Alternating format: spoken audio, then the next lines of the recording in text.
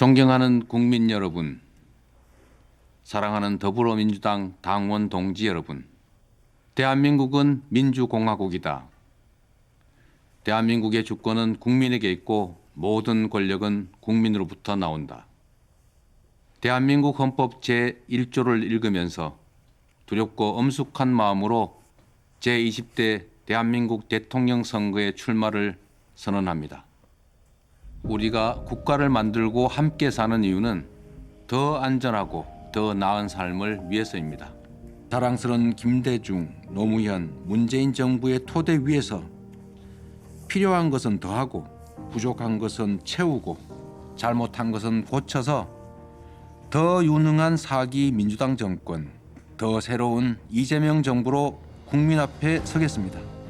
위기의 대한민국, 지금은 이재명. 새로운 대한민국, 이재명은 합니다. 네, 이재명 지사의 오늘 영상 출마 선언문 가장 앞부분과 또 가장 뒷부분을 여러분께 보여드렸는데 어떻게 보셨습니까? 제목은 이재명은 합니다. 지금 이렇게 슬로건을 정한 것으로 전해지고 있습니다.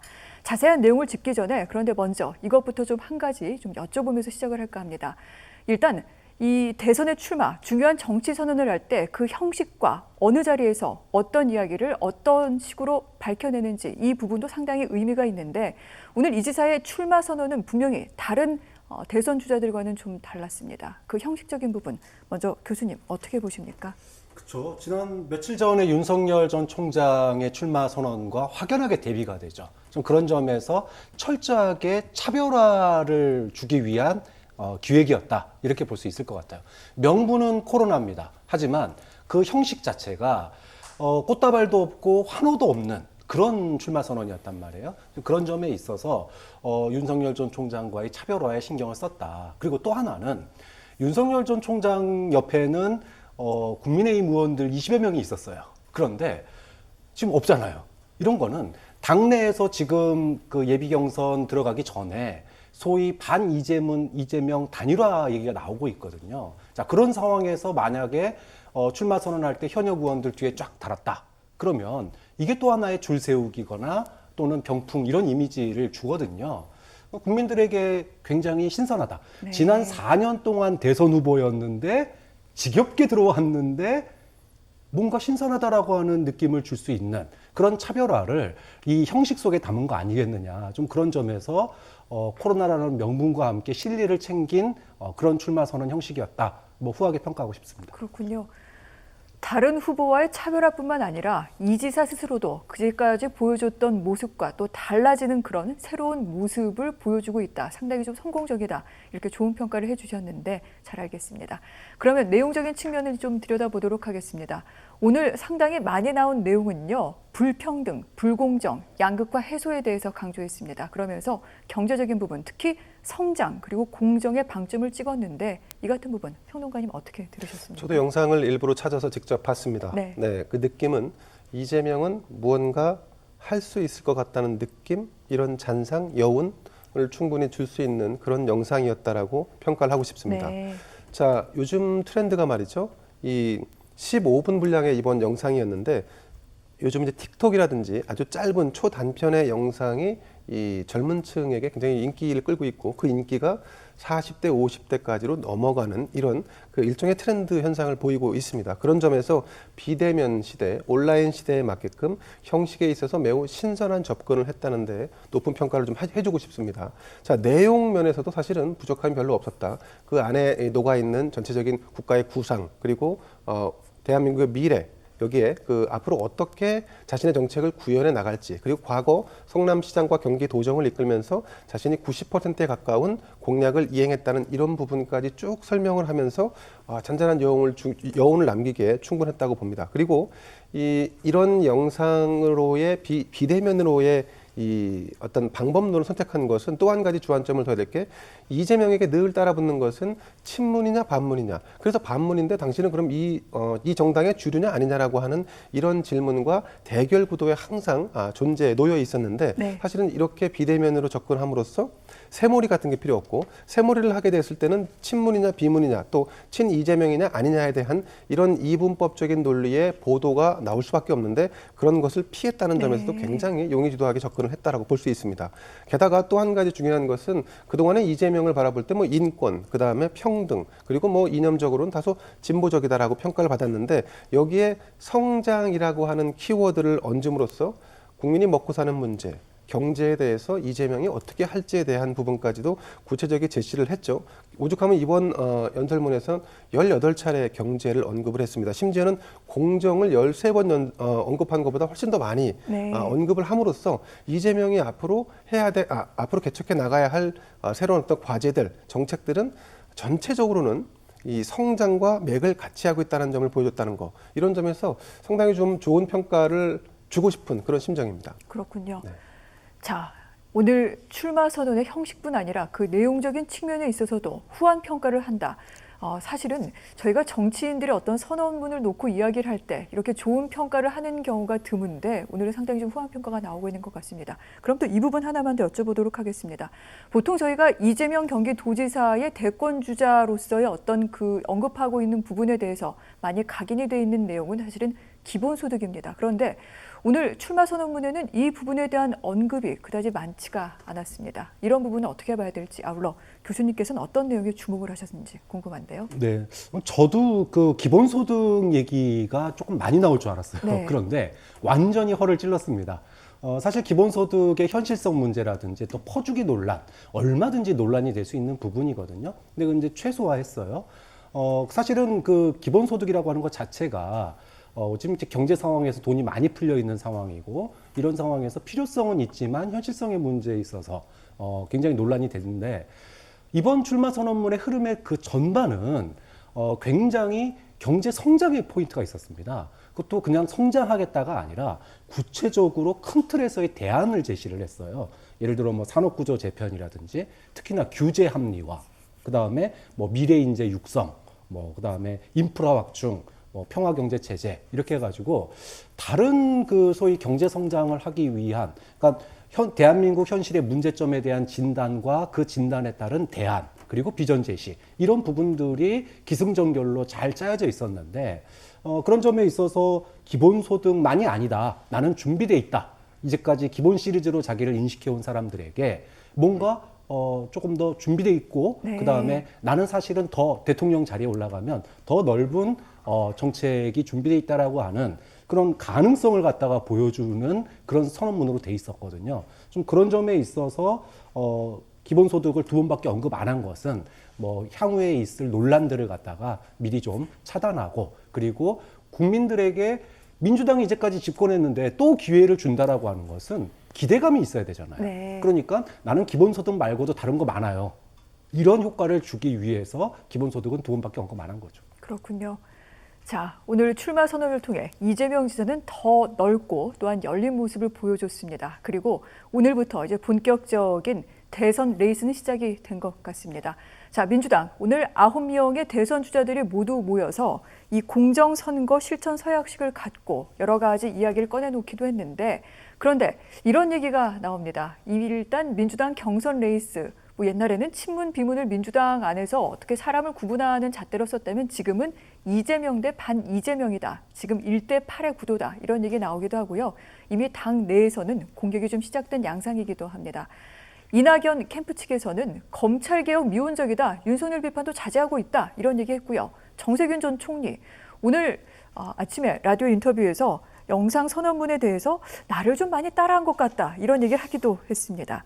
자, 반 이재명 연대까지 커지고 있는 와중 사실 또 친문 세력의 마음을 많이 얻고 있는 것도 아닌데 이런 부분은 어떻게 극복을 해나갈까요? 뭐 2017년 여러분들 모두 기억하실 겁니다. 그 문재인 당시 후보와 이재명 후보가 치열하게 맞붙었었죠. 그래서 후유증이 남았습니다.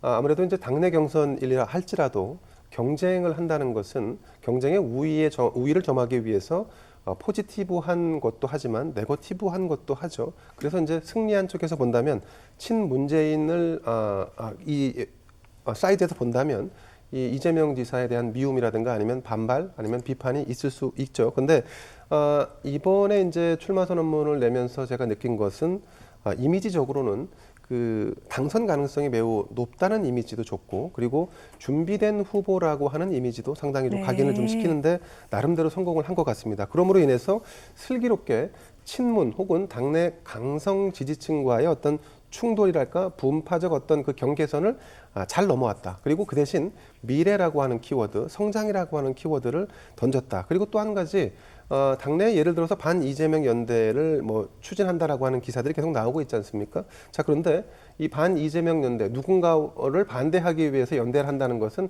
명분도 약하지만 그것이 성공할 가능성 또한 전 높지 않다고 개인적으로 봅니다.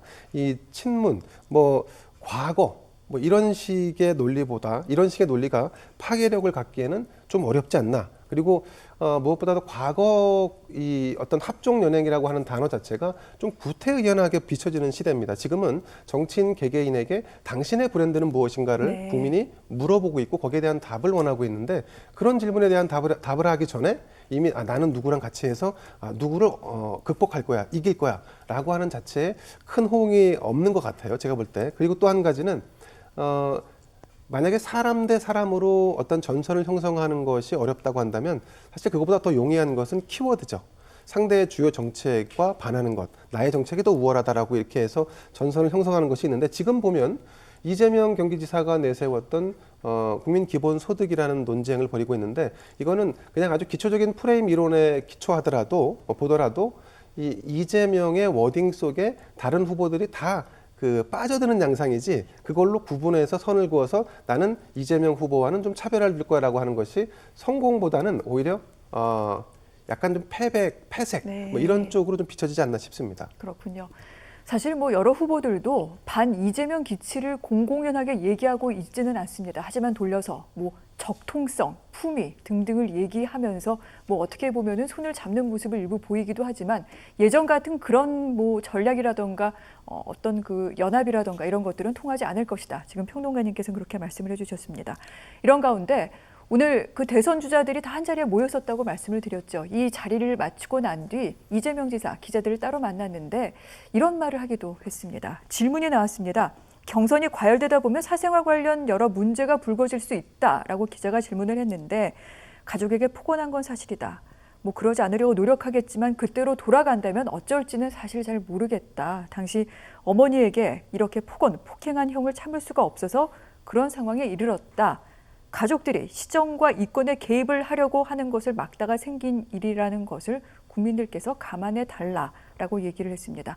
사실 이 이야기를 하면서 이재명 지사 약간 좀 눈물이 고이기도 했고요. 눈을 감고 잠시 좀 감정을 좀 추스리고 난 뒤 이런 얘기를 하기도 했는데 이 지사 측에서는 그동안 이제 여러 가지 검증 과정을 거쳤다, 이미 다 털어냈다. 지금 이런 입장인 것 같습니다. 하지만 여러 가지 이 가족 관련 논란과 또 여배우 스캔들도 있죠. 이 부분 분명히 좀 계속해서 위험 요소다라는 그런 얘기가 나오기도 하는데 이거 어떻게 봐야 될까요, 교수님? 주식시장에서 보면 이런 얘기가 있습니다. 예고된 악재는 더 이상 악재가 아니다. 네. 이미 지난 4년 동안 충분히 다 나왔고 더 이상 나올 게 없을 정도로 여배우 스캔들 대한민국을 떠들썩하게 했지만 결국 실체가 드러나지 않았습니다. 본인의 주장에도 불구하고 그 어떠한 실체도 나오지 않았고 그다음에 욕설 논란 잘못한 거죠. 근데 이제 상황 설명을 했어요. 저는 진정성 있게 사과를 한다면 네. 국민들은 이미 그 문제에 대해서 판단을 내렸다. 지금의 지지율 안에는 그 안에 것들이 다 들어가 있는 것들이 저는 현재의 지지율이라고 보기 때문에 이재명 지사가 지금의 스탠스를 취하는 게 중요하다고 생각해요. 다시 돌아간다 그렇다면 후회할 수 있겠지만 네. 어쨌든 당시에 자신이 했던 행동이 잘못됐다라고 진정성 있게 사과한다면 국민들이 이해 못할 문제는 아니라고 봅니다. 알겠습니다. 자, 그러면 여기서 이제 여론조사에서 2위를 달리고 있는 윤석열 전 총장 그리고 이재명 지사 모두 공식적으로 출마 선언을 했거나 또 정치 참여 선언을 했습니다. 이런 가운데 과연 이 두 사람이 정말 본선에서 맞붙게 될지 이 부분도 관심이긴 한데 이 두 명은 서로 상대에 대해서 어떻게 얘기하고 있을까요? 제가 그림을 잠깐 준비해봤는데 윤석열 전 총장 이틀 전 기자회견에서 이재명 지사에 대한 질문에 대해 24년 전에 성남지청에 근무할 당시 이제 이재명 지사는 당시 변호사였겠죠. 이 지사님을 법정에서 자주 만났다. 열심히 하고 변론도 잘했던 것으로 기억한다라고 좋게 얘기했습니다만 끝부분에 대해서는 이 지사 하지만 정책에 대해서는 앞으로 말할 수 있는 기회가 있을 것이다 라고 여운을 남겼습니다. 이재명 지사주요. 윤 전 총장에 대한 평가를 또 질문받기도 했죠. 특수 거액까지 받으면서 열공하신다고 들었는데 국정이 그렇게 해서 되는 길은 아니다. 좀 더 열공을 하시길 바란다라고 얘기를 했습니다.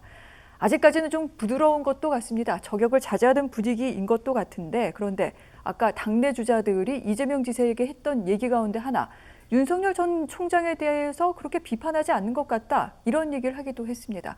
이 지사의 성정으로 살핀다면은 사실은 좀 더 강한 얘기가 나올 것도 같은데 좀 그렇지 않은 것 같아요, 교수님? 네, 각자의 사정이 있는 거죠. 네. 이재명 지사의 이미지는 4년 전을 떠올려 보면 정말로 싸움닭 이미지였습니다. 그런데 이번에 대선 출마 선언을 보면서 이미지 개선을 위해서 굉장히 노력하고 있다. 근데 이거는 여권의 지금 상황과도 맞물려 있어요. 지금 윤석열 소위 추윤 갈등을 통해서 윤석열 대 민주당이라고 하는 대립구도가 형성돼 있는데 네. 본인이 굳이 돌 안 던지더라도 다른 후보들과 당에서 계속 돌 던지고 있거든요. 중도 확장성이 지금 민주당에게는 필요한 시기입니다. 일반 국민들이 좋아하는 후보에 대해서 굳이 자기까지 나서서 돌 던질 필요는 없어요.